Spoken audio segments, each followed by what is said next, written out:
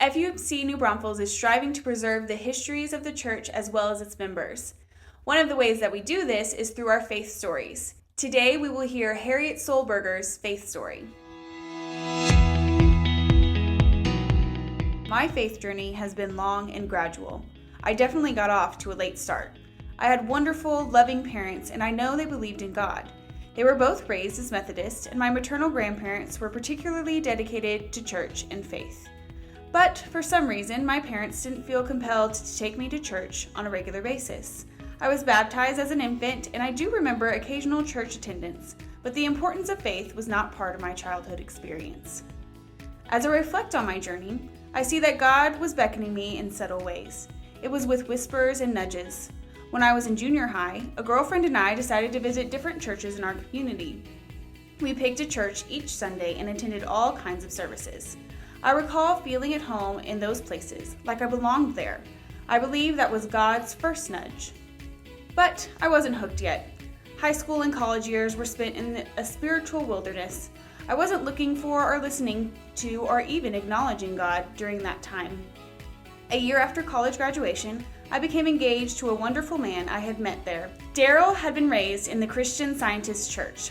He was grounded in faith, and I had never met anyone as upbeat and positive as he was. He was everything that I was not: fearless, self-confident, and ready for adventure.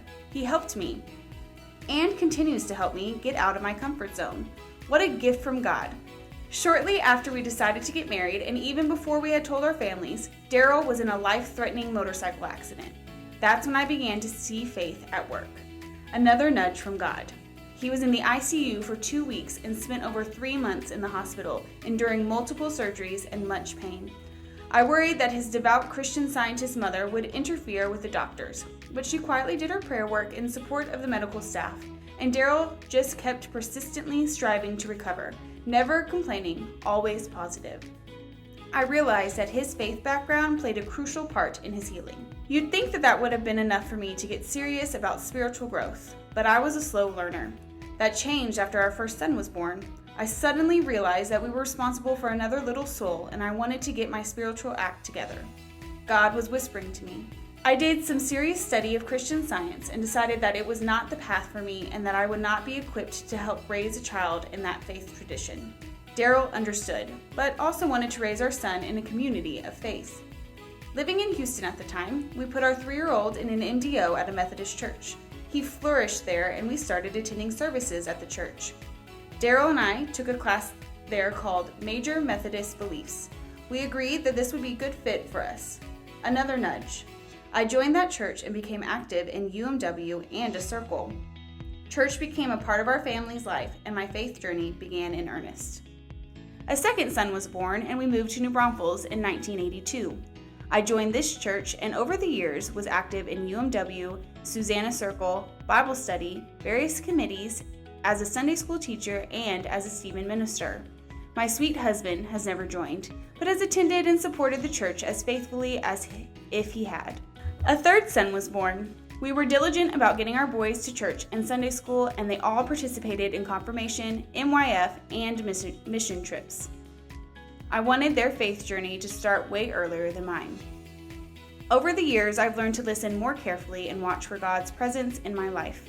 He has been evident to me countless times, in experiences of both joy and sorrow. I've always been a nature lover and find such comfort and peace when in the presence of God's creation, whether that's in our backyard here or in our beloved Colorado mountains. Over the years, I've had many lovely mountaintop experiences, but also painful challenges.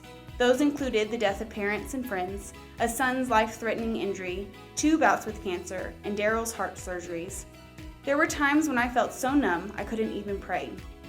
That's when the church family and my loving family and friends became my stretcher bearers. I am so very grateful.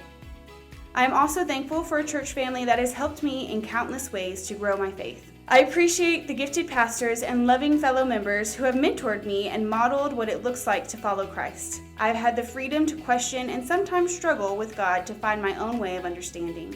The faith I entered into as a young adult was a needed foundation for the growth I have continued to experience. My understanding of God's presence in this world has been enlarged by the study of a number of different faith traditions and perspectives. It all started out of the whispers and nudges, and I pray to be open to them every day.